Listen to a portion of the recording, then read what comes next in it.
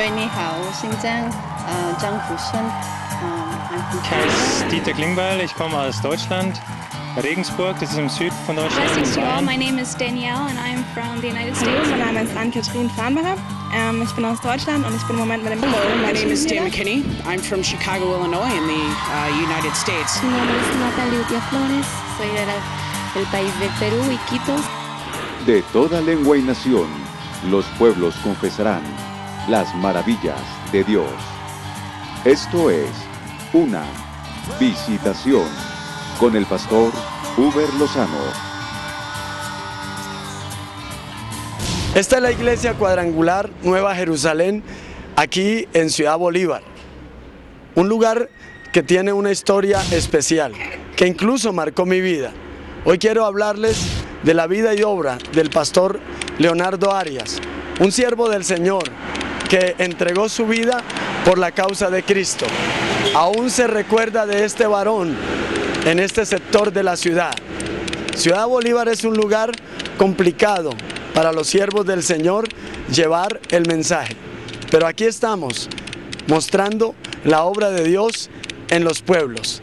Esta vida del pastor Leonardo Arias marcó muchos corazones que aún todavía recuerdan lo que él vivió. Este es su programa Visitación.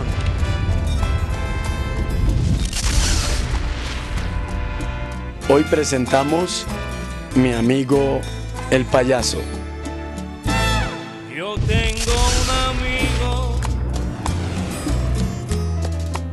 que es mi amigo más fiel y yo quiero que tú le conozcas a él. Su nombre es Jesús, el Hijo de Dios, que un día en la cruz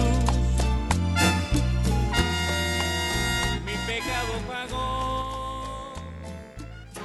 Ciudad Bolívar, transitada por personas que vinieron a Bogotá y otros de la misma urbe capitalina, quienes decidieron acentuarse en el deseo de encontrar un hábitat propio.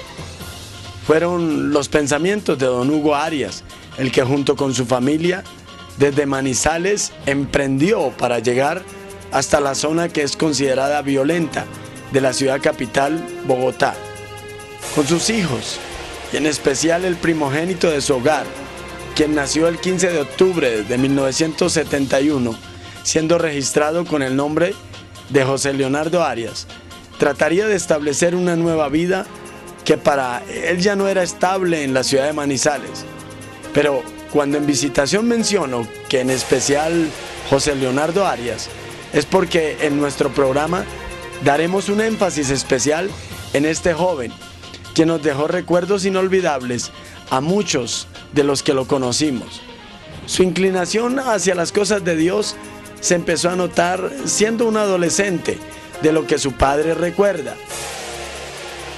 En el año 83, cuando nosotros llegamos a este barrio, él comenzó a ir a la iglesia. Y él tenía ese afán por ir a la iglesia, por ir a la iglesia. Él estaba muy con el paso firme en la iglesia, estaba en la obra de la iglesia, porque él no fue un joven que fue a las bancas. Él llegó a la actividad, al trabajo, llegó a la misión. Comenzó a participar en todas las actividades de la iglesia, con mucho amor, con mucho ahínco. Él dejaba cualquier labor que estuviera haciendo cuando llegaban las 6 o 6:30 y se iba a cumplir con las funciones del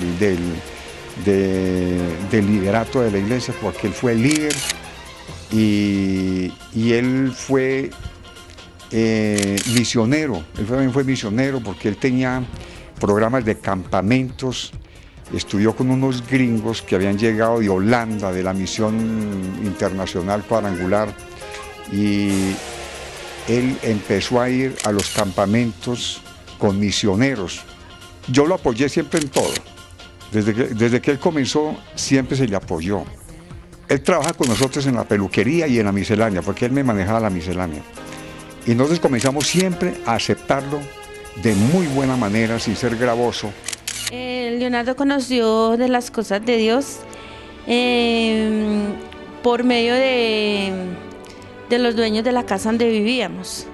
Ellos eran testigos de Jehová y él entró por el testigo de Jehová al conocimiento de las cosas de Dios. Y luego nos trasladamos de barrio, que es acá donde vivimos, y aquí él se metió más con Dios, conoció a un pastor Pacheco, al pastor Pacheco, y con él hizo mucho recorrido en las cosas de Dios. Luego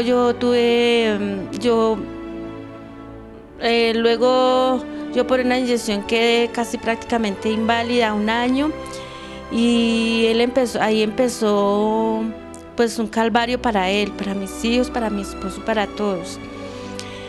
Entonces él se metió mucho con Dios, y él a diario pues lleva a los pastores, los conocidos acá en este barrio, los hermanos, y me dan a conocer muchas cosas de Dios, pero yo no entendía, ¿sí?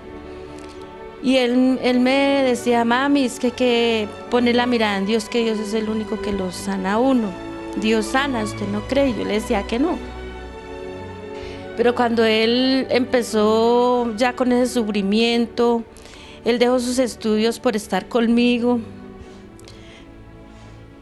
Y él le pedía mucho a Dios que si me sanaba, que si me volvía a poner como era yo antes, andando, corriendo, él le sería un fiel servidor a él.